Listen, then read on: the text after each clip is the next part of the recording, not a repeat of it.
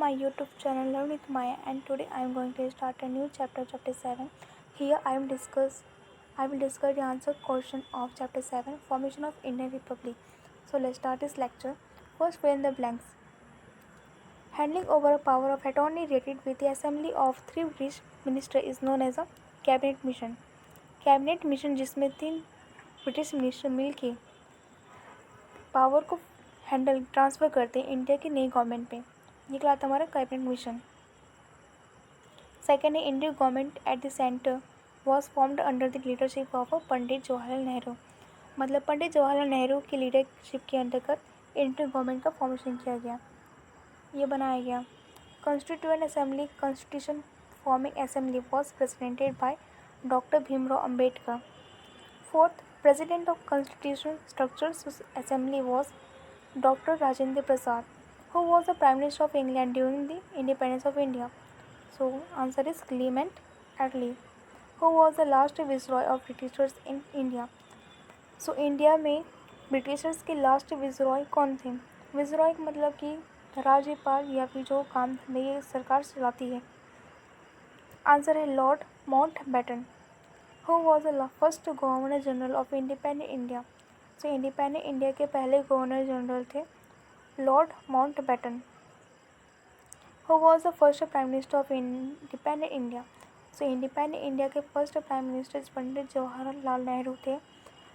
हमारे इंडिया का iron man किसे कहा गया है? सरदार वल्लभ भाई पटेल कहा गया है.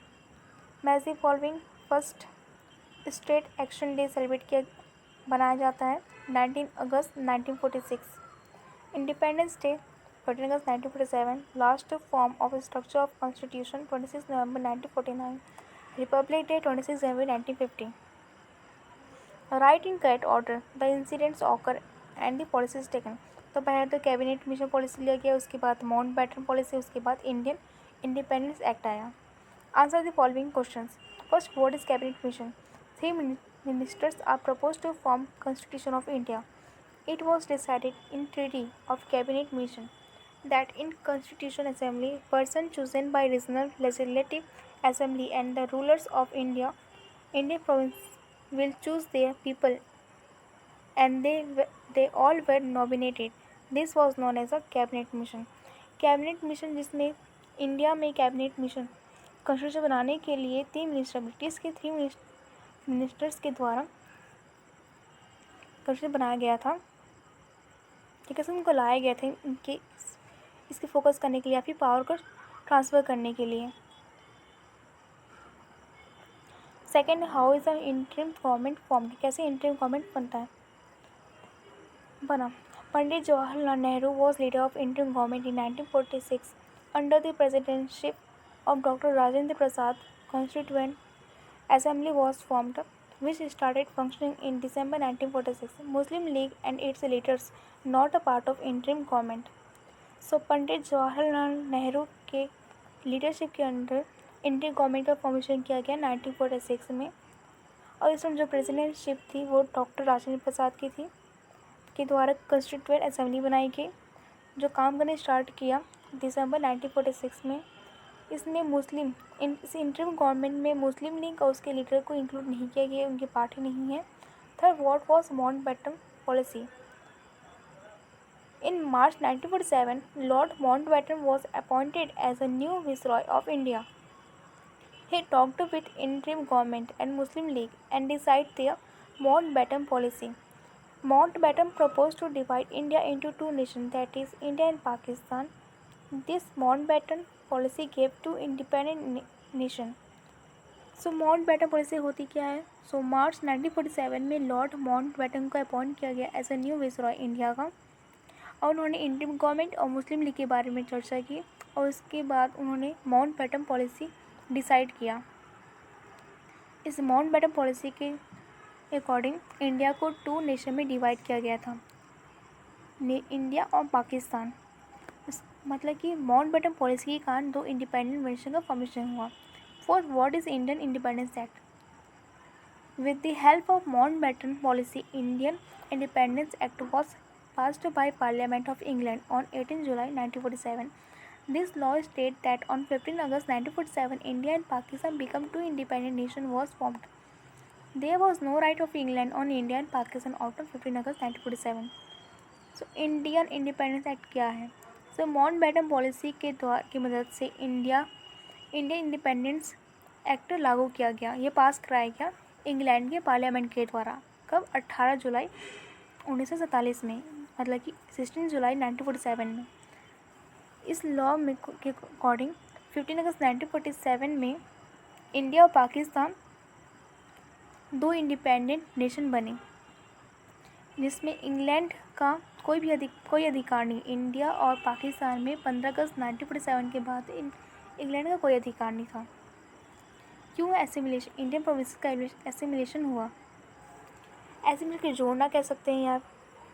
सो mixing of Indian provinces after independence was necessary because it may create problem in the unity of the country. This responsibility of assimilation of Indian provinces given to Sardar Vallabh Bhai Patel. So Indian province या फिर भारतीय प्रांत को जोड़ना आज़ादी के बाद ये बहुत ज़रूरी था, क्योंकि इसके कारण बहुत भारत में या फिर कंट्री में बहुत से प्रॉब्लम आ सकती है, बहुत से प्रॉब्लम बन सकते हैं, उनकी एकता में बहुत से प्रॉब्लम बन सकते हैं।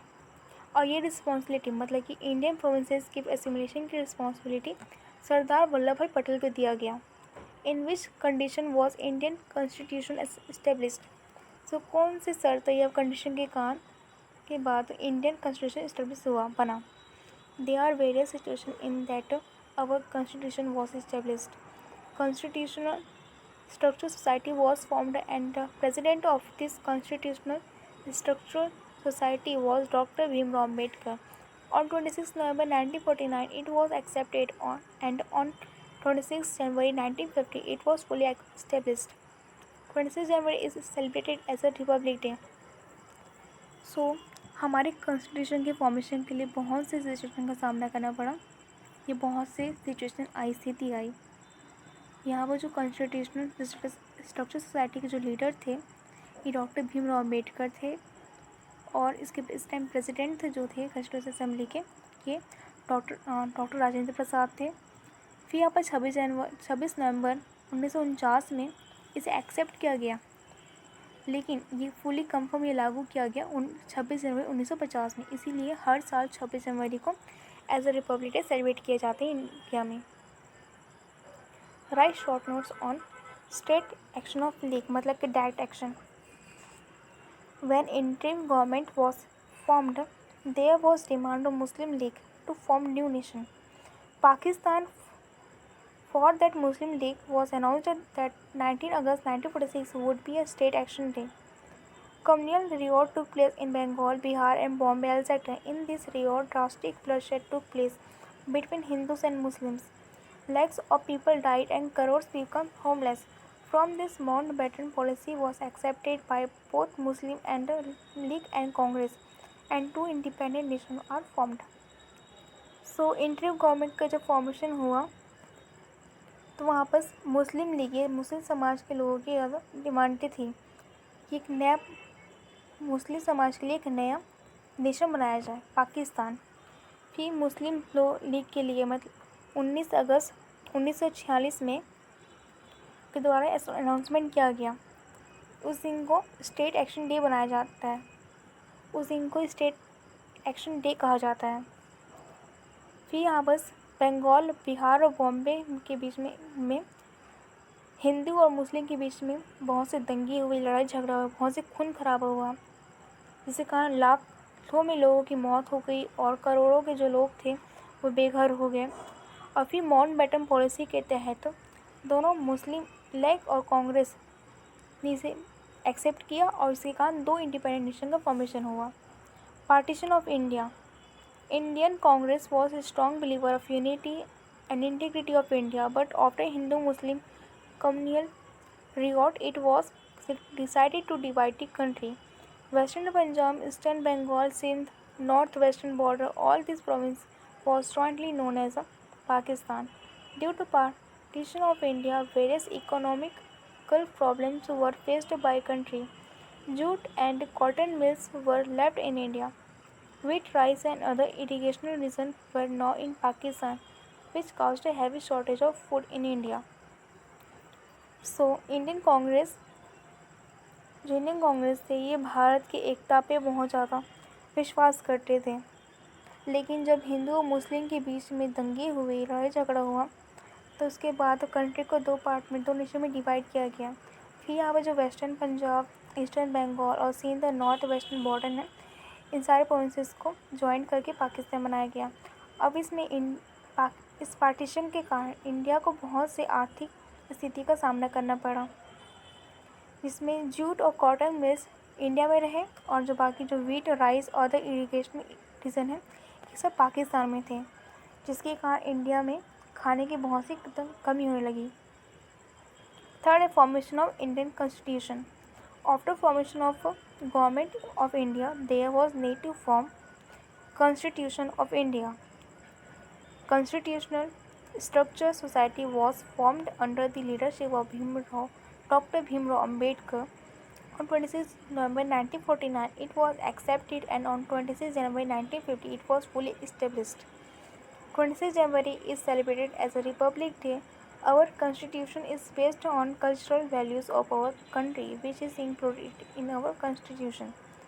So, इंडिया में नए सरकार के बनने के बाद इंडिया में नए संविधान लाने की ज़रूरत थी, और यहाँ पर कॉन्स्टिट्यूशनल स्ट्रक्चर सोसाइटी का फॉर्मेशन डॉक्टर भीमराव अंबेडकर के द्वारा किया गया। उसके लीडर थे ये। फिर 26 नवंबर 1949 में इसे एक्सेप्ट किया गया, लेकिन इसे फुली लागू किया गया 26 जनवरी 1950 में। उसके बाद हर साल 26 जनवरी को as a republic day celebrate किया जाता है।